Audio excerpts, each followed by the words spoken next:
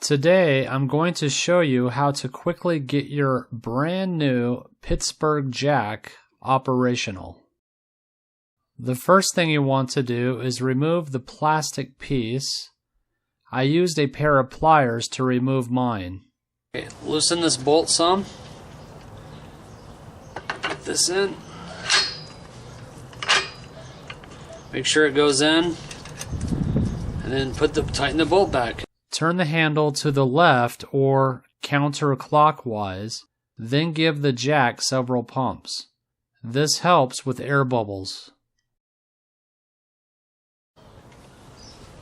Okay, now you can test it out to see if it's going to work. Turn it to the right and then pump it.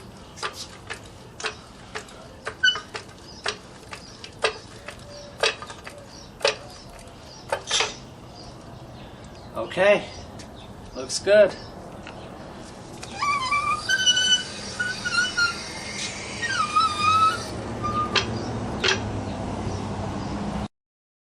Now add the jack handle extension.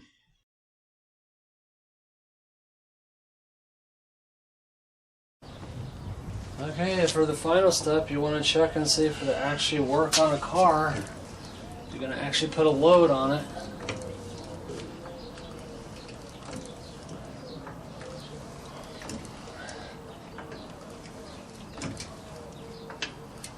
Yep, it works.